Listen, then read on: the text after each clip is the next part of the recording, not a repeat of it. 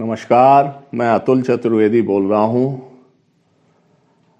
हमारी podcast the wisdom weave में आज फिर आपका स्वागत है।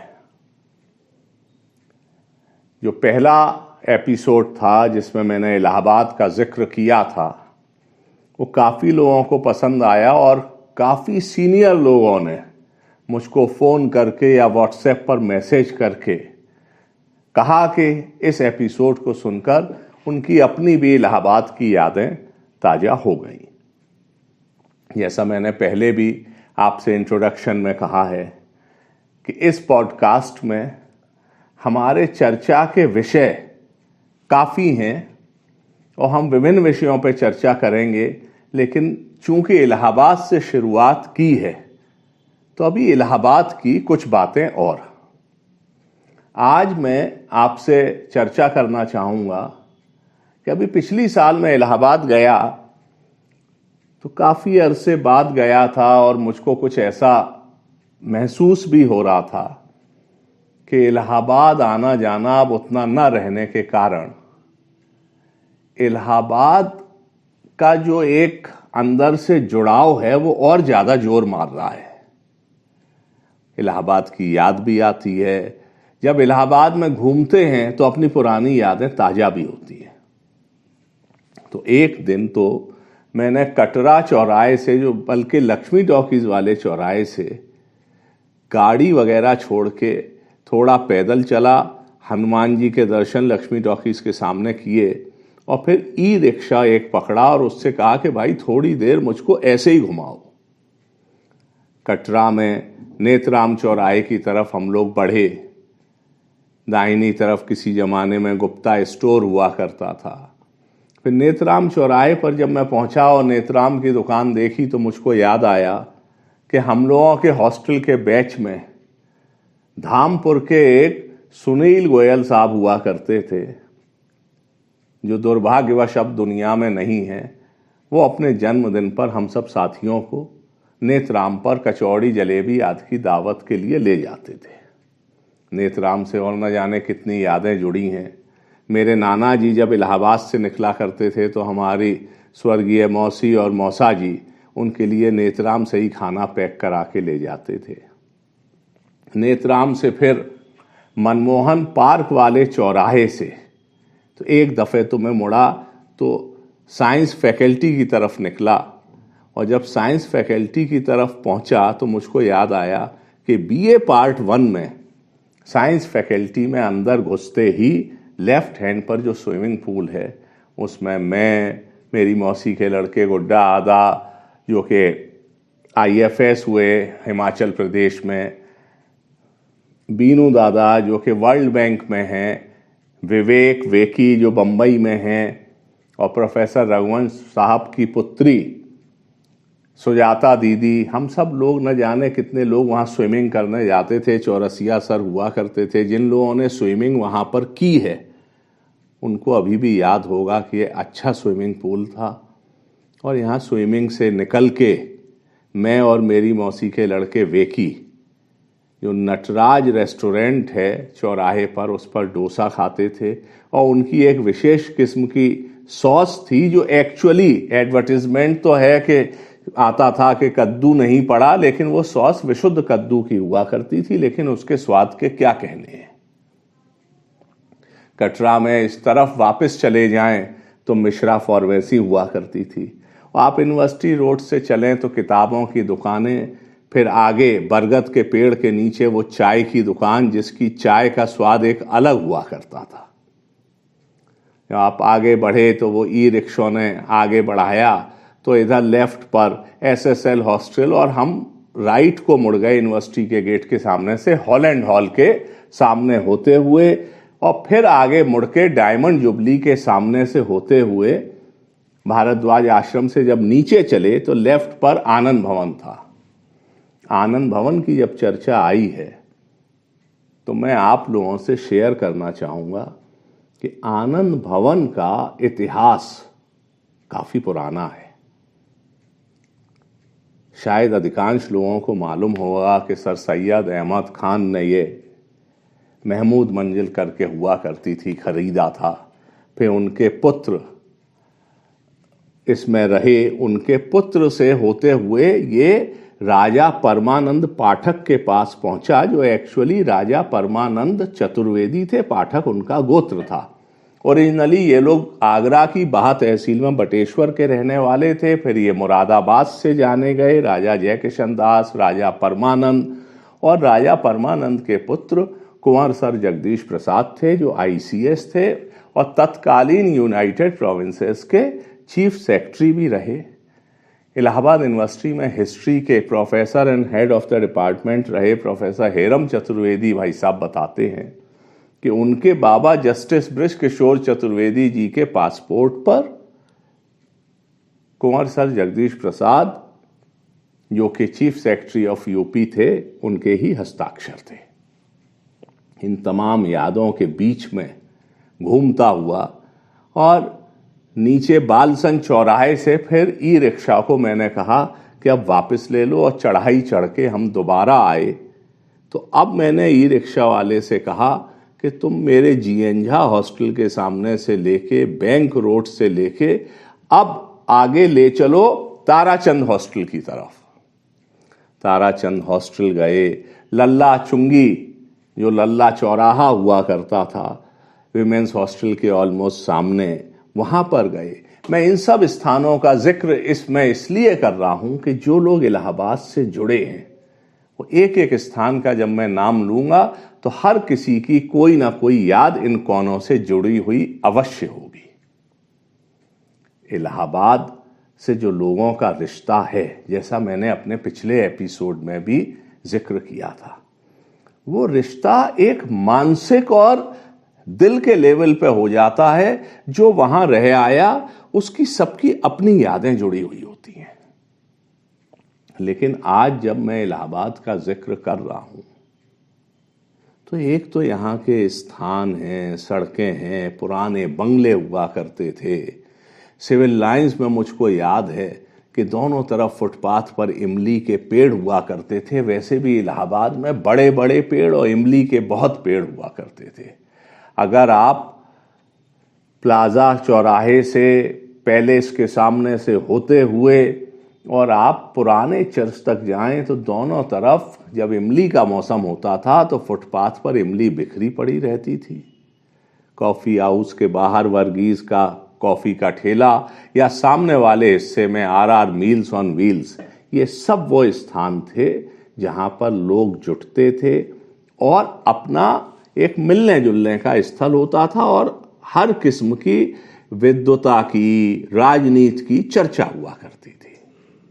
ऐसे ही इलाहाबाद का El Chico quality restaurant, El Chico तो अभी भी है और अब कई मंजिल का बन गया है। अफसोस की बात है कि जो BN रामा, जो इलाहाबाद की एक अलग पहचान थी, वो अब नहीं है, वो टूट चुका है। और इसी चौराहे पर एक कोने में सॉफ्टी कॉर्नर हुआ करता था। सबसे पहले जब मैं 1971 में इलाहाबाद गया था तो पहली बार सॉफ्टी कॉर्न में मैंने वहीं खाई थी। एक चीज और इलाहाबाद की याद से जुड़ी है, वो है चिल्ड्रन पार्क या हाथी पार्क।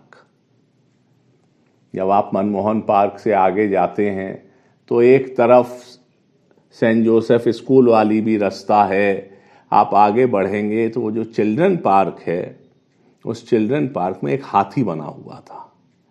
मुझको नहीं मालूम है कि कितने लोगों की याद उससे जुड़ी होगी, लेकिन हम लोग छोटे थे तो कितनी बार उस हाथी में पीछे से चढ़ के और उसकी सूंड की जगह पे फिसल पट्टी बनी हुई थी, उससे फिसलते थे।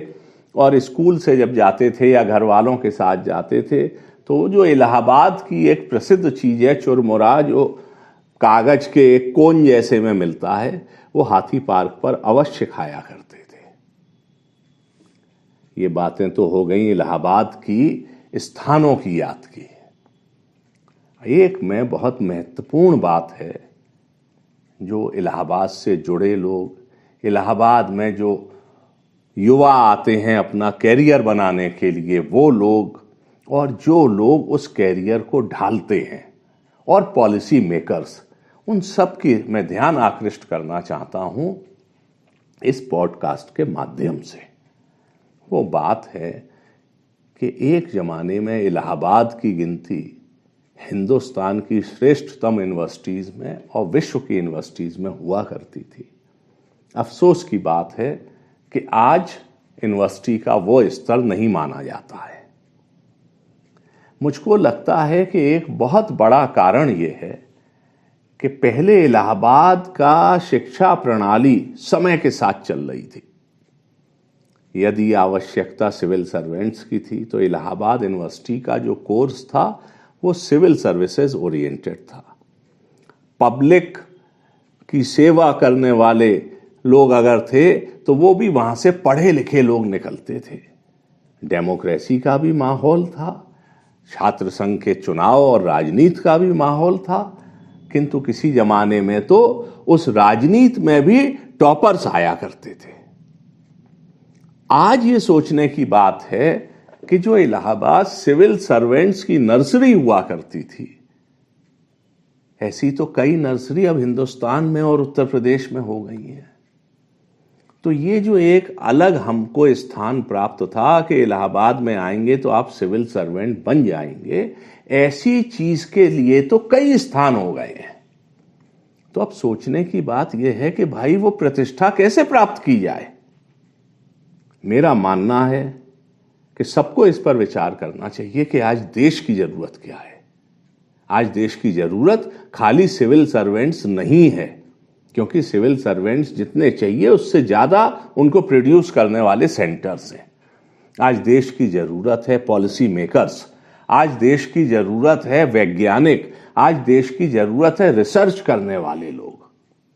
इलाहाबाद यूनिवर्सिटी को, यहाँ के मैनेजमेंट को और इस यूनिवर्सिटी में पढ़ने वाले छात्र, पढ़ाने वाले विद्वान अध्यापकगण और यहाँ से जुड़े हुए पुराने छात्र जो अच्छे अच्छे ओहदों पर, अच्छी अच्छी पोजीशंस पे हैं, उन सबको एकजुट होकर इस दिशा में सोचना चाहिए कि भाई इलाहाबाद यूनिवर्सिटी का पुराना गौरव या उससे भी बेहतर बनाने का तरीका ये नहीं है कि हम सिविल सर्वेंट की दौड़ में लगे रहें।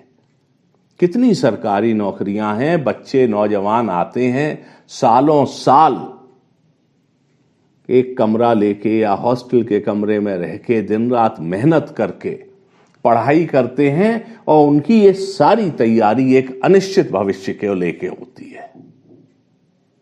और वो तैयारी अब बहुत से स्थानों पर हो सकती है।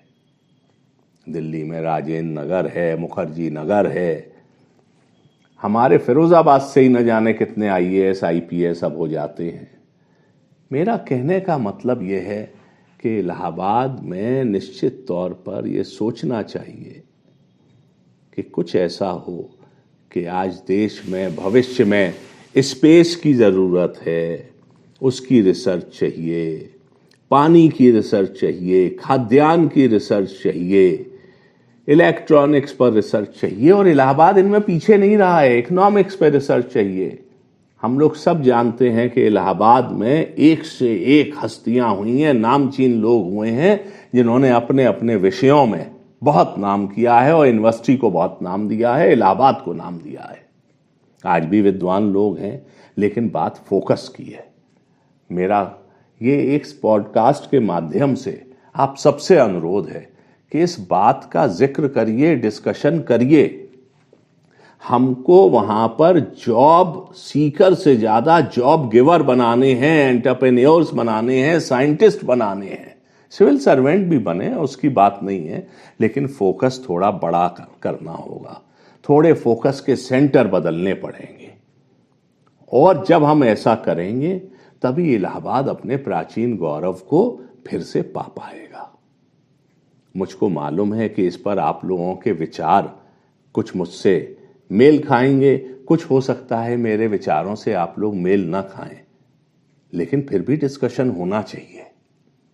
यदि आप लोगों को लगता है कि इलाहाबाद के गौरव के लिए ये डिस्कशन जरूरी है, और फिर डिस्कशन के बाद जैसे समुद्र का मंथन करके विष और अमृत दोनों निकला था, तो उसमें अमृत का ज्यादा उपयोग था, अच्छी चीजों का ज्यादा उपयोग था, तो ये मंथन तो हो। और मंथन करने के बाद मेरा मानना यह है कि जो निर्णय निकले, जो विचार बने, वो सब लोग जिस प्रकार से यज्ञ में छोटी आहुति भी होती है, बड़े लोग भी आहुति देते हैं, अपनी आहुति दीजिए इस इलाहाबाद को बेहतर बनाने के लिए। इलाहाबाद या प्रयागराज, जिस भी नाम से हम उसे बुलाएं, वो हमारे दिलों में बसता है, लेकिन आगे की पीढ़ियां भी इसको इसी प्रकार अच्छी यादों को समेटे हुए याद करती रहें। उसके लिए ये बहुत जरूरी है कि इलाहाबाद का गौरव कायम रहे, इलाहाबाद की गरिमा कायम रहे और इलाहाबाद का महत्व कायम रहे। यदि आप लोग मेरी बात से सहमत हों तो इस पर चर्चा जरूर करिएगा, अपने विचारों से मुझे अवगत भी कराइएगा, और मेरी ये पॉडकास्ट आपको कैसी लग रही है इस विषय में भी जरूर बेबाक टिप्पणी करिएगा। अगली पॉडकास्ट में फिर मिलेंगे, तब तक के लिए मुझे आज्ञा दीजिए। आप सभी का धन्यवाद, आप सभी को सादर नमस्कार।